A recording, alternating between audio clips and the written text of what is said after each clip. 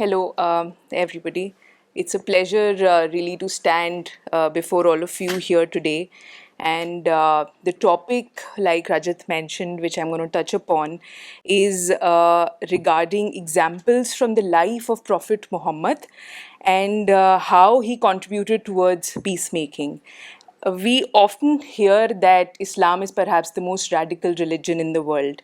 And it is very easy to be swayed into this mindset unless we reflect on something which Maulana says, which is extremely important to reflect upon. And he says that we must learn to differentiate between Islam and Muslims.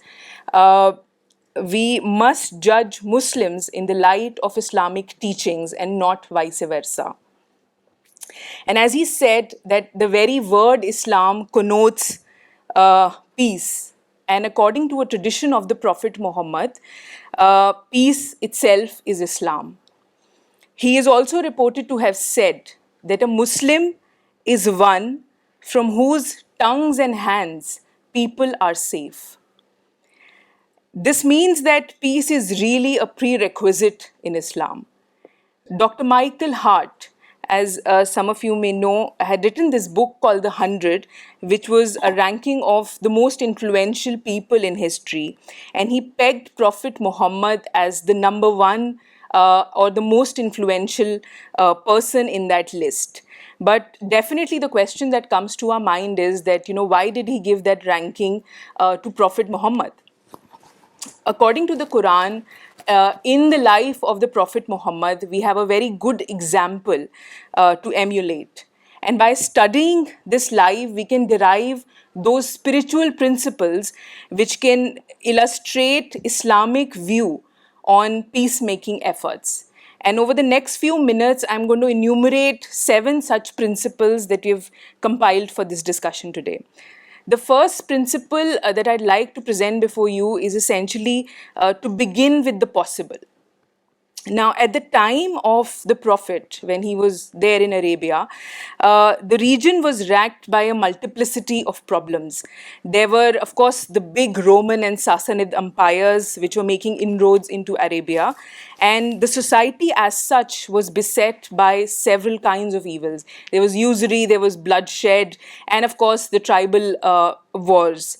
And of course, another important thing which he faced at that point in time was that the Kaaba, which was made to be the house of monotheism, actually came to house by that time close to 360 idols. Now, one may think that given such a situation, the first verse of the Quran might be that, cleanse the Kaaba or wage a war against the polytheists, etc. But no. Ignoring that situation absolutely, the Quran's initial commandments were actually not about war. They were about internal purification and not about cleansing the Kaaba of the idols. The principle alluded to in the Quran can also be understood by this saying of Aisha, who was the wife of the Prophet, when she says that whenever the Prophet had to choose between 2 options, he always opted for the easier option. This tradition I'm narrating, which is from Bukhari, and what this means is that to choose from the easiest option actually means to begin from the possible and not to go after the impossible. The second principle that I'd like to present is to wring ease out of difficulty. Out of the 23-year period of prophethood, the initial 13 years Prophet Muhammad spent in Mecca. And at that time, he adopted a complete policy of pacifism and nonviolence. There were many issues at that time. There were several oppressive events which could have been the subject of direct clash and confrontation. But he completely sidelined every such issue and only limited his sphere to peaceful propagation of Islam. Now, at that point in time, another verse was revealed in the Quran, which is in chapter number 94, verse 5, which says that every hardship is followed by ease. And every hardship is followed by ease. What this taught was that regardless of the difficulties, there'll always be opportunities. And surely the difficulties that the believers in Islam, in the first part, the first phase of Islam, actually made these people so resilient and awakened their potential so much that it transformed each one of them, in the words of Margolith, a hero, and it made them into a nursery or a nation full of heroes. The third principle is to change the place of action. Now, that sounds really interesting. In the early days of his mission, the Prophet, again, like I said, was faced with ruthless opposition and antagonism. But even at that point in time, even when his opponents wanted to eliminate the Prophet did not choose to confront. Rather, he quietly left Mecca and he moved to Medina. Now, this is the journey which is known as hijrah or immigration. This migration, by its very nature, was a very illustrative example of adopting the course of nonviolence. Because it is this peaceful strategy which enabled the Prophet and his followers, about 200 odd in number back then, to really establish a center in Medina. On one side, they were in Mecca, where all of them were under extremely oppressive circumstances. So, and on the other side, they migrated and moved to a city where they were able to operate in a very non-violent way and propagate the religion. The principle certainly tells us that if the believers find the environment hostile, instead of getting into a confrontation, which can be a natural tendency, they should rather move to a suitable place and redirect their activities towards a peaceful course. The fourth principle from the life of the Prophet, which we can learn, is how to turn a minus into a plus. When the Battle of Badr took place, where almost 70 of the opponents were taken up as prisoners, and we all know all kind of gory tales of how the prisoners of wars are dealt with. Whereas all of these prisoners were actually those people who had been extremely dire opponents of the Prophet. And back when he was in Mecca and his companions were in Mecca, they had inflicted such oppression on them that it would have been almost unthinkable that the treatment meted out to them would be a very severe one. However, what Prophet did was that he told all of them that any of the war criminals who were willing to teach 10 children would be left to go back. So he essentially, in lieu of them educating 10 children of Medina, left them to be free and to go back. Now, essentially what this means is that the first school in the history of Islam was where students were all Muslims and the teachers were all from the enemy ranks. The next principle which I'd like to talk about is to look for a third option and to not just be a dichotomous thinker. And I'd like to quote an example of the Battle of Trench, where a massive force of almost 12,000 odd opponents had reached the outskirts of Medina, challenging the Muslims for a war, who were obviously very limited in number. But the Prophet, instead of getting into a confrontation, ordered a long trench to be dug around the entire town. Now, what this did was that it created a buffer between the Muslims and their opponents. So instead of getting into a headlong conflict, he established a buffer. Now, what this teaches us is that, in tendency, a lot of times we succumb to a flawed dichotomy of thinking. We think that there are only two options. One is to probably just fight, and the other is to obviously face a defeat and recede. But Prophet taught that no, there is a third option, and look for that third option and follow that.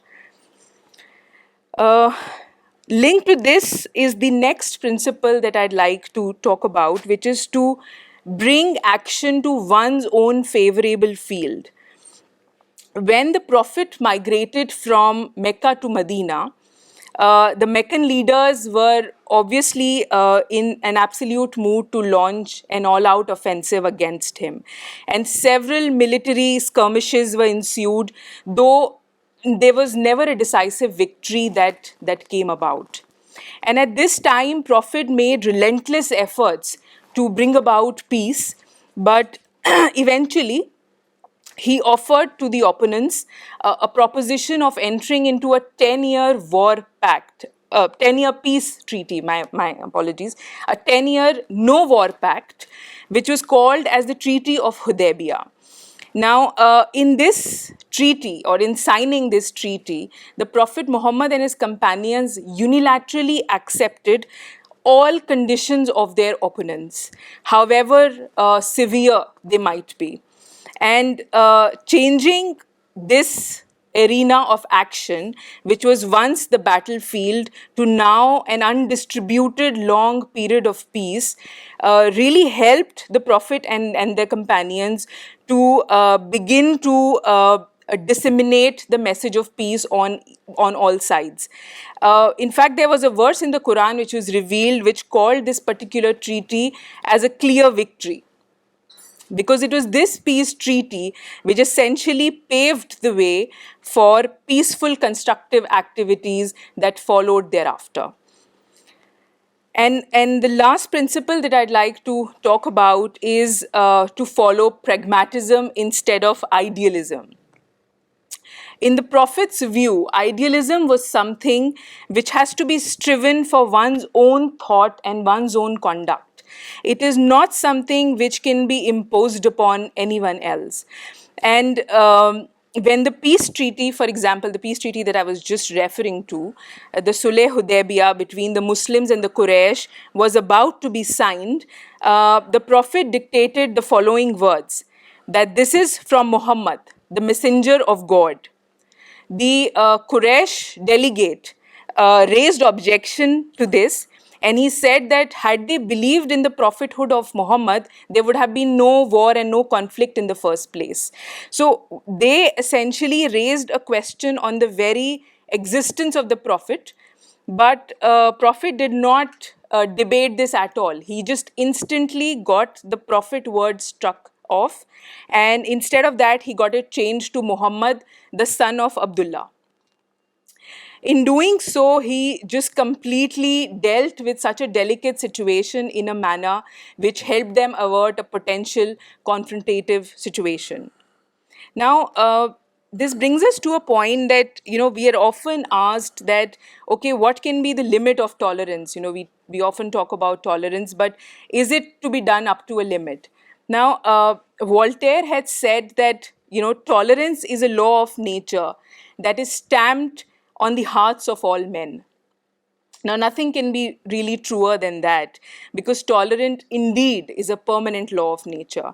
One never asks that how long can we be honest or how long can we be moral and ethical. And it's the same thing which applies to tolerance. So one must never ask that how long can we be tolerant. And I'd like to take another example at this point where, in the later part of the Muslim history where the caliphate had got established, there were a lot of reasons for confrontation to be engaged between the rulers and the ruled. There was a lot of degeneration that had set in. But following the guidance of the Prophet, the learned ones in the lot completely avoided all forms of political confrontation. In fact, it was because of their absolutely assiduous efforts to continue to protect peace that they could do all form of academic work. So all the voluminous work of the hadiths, the compilations, and all that we had in the Muslim libraries was actually done in that period where all these people became completely tolerant and peaceful.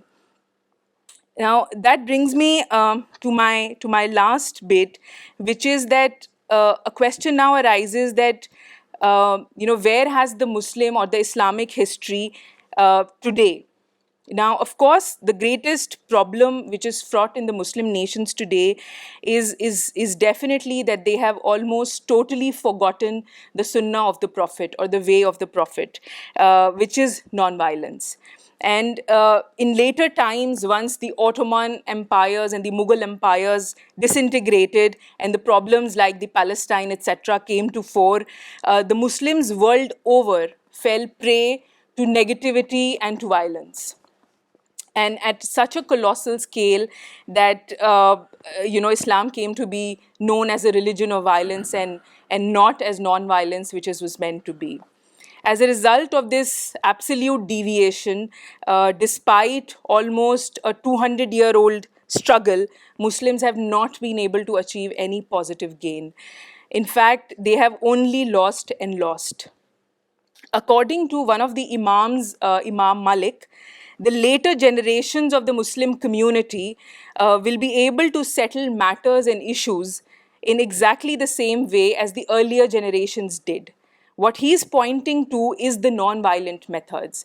What salvaged the earlier generations was their adoption of non-violent methods. And what shall salvage the generation today will also be adoption of non-violent methods. With that, I'd like to just end my talk. Thank you so much.